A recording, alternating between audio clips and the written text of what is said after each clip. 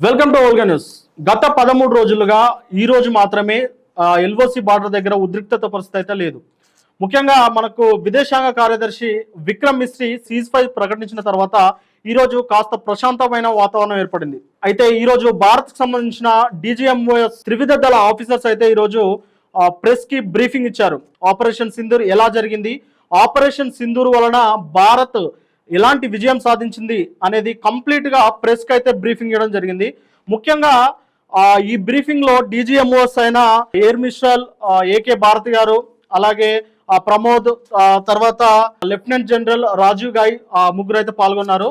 ముఖ్యంగా పాకిస్తాన్ అంటే మే 7న జరిగిన ఆపరేషన్ సింధూర్ ఘటన పాకిస్తాన్ ఉగ్రవాద శిబిరాలను మాత్రమే టార్గెట్ చేసుకొని, పాకిస్తాన్ ఉగ్రవాద శిబిరాలు అంటే POK పాక్ ఆక్రమిత కాశ్మీర్ ప్రదేశంలో ఉన్న 9 ఉగ్రవాద శిబిరాలపై మాత్రమే అంటే ఆపరేషన్ సింధూర్ అనేది నిర్వహించినట్లయితే వీరు ప్రకటించారు.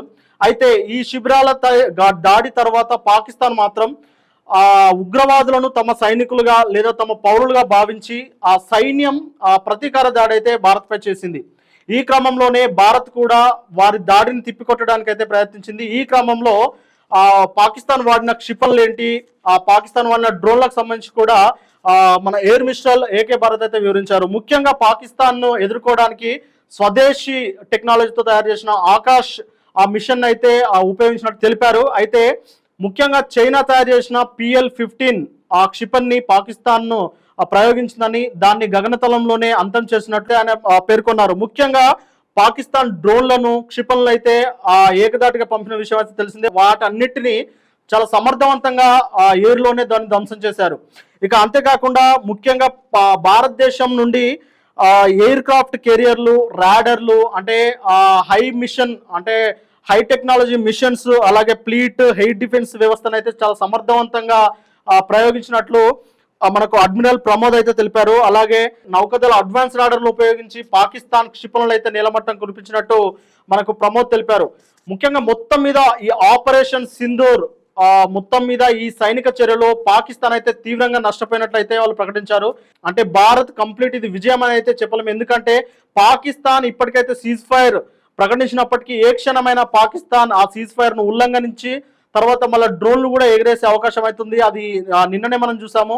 సీజ్ ఫైర్ ప్రకటించిన తర్వాత మళ్ళీ కొన్ని డ్రోన్స్ అయితే పాకిస్తాన్ సైన్యం అయితే గగనతలంలో కనిపించాయి. ముఖ్యంగా ఎందుకంటే ఇలాంటి ఈ వైఫల్యం ఎక్కడ కనిపిస్తుంది అంటే పాకిస్తాన్ గవర్నమెంట్ కి పాకిస్తాన్ సైనికులకు మధ్య ఉన్న ఒక అంతరం అయితే దీనికి కారణమని తెలుస్తుంది. ఎందుకంటే పాకిస్తాన్ గవర్నమెంట్ అయితే దౌత్య చర్యలకైతే పాల్పడుతుంది, కానీ పాకిస్తాన్ సైనికులు మాత్రం అది కుదరదు, ఖచ్చితంగా యుద్ధం చేస్తా అని చెప్పేసి వాళ్ళు మాట్లాడుతున్నారు. వాళ్ళిద్దరి మధ్య సమన్వయం కుదిరినప్పుడే పాకిస్తాన్ కి భారత్ కి సమన్వయం కుదిరే అవకాశం అయితే ఉంది. ఈ రోజు మధ్యాహ్నం జరగాల్సిన శాంతి చర్చలు కూడా సాయంత్రానికి పోస్ట్పోన్ అయ్యాయి.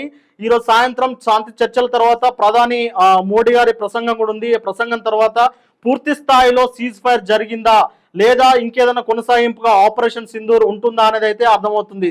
అయితే ఇక్కడ ఒక విషయం అయితే కంప్లీట్ గా మన త్రివిధ దళాధిపతులు అయితే చెప్పారు.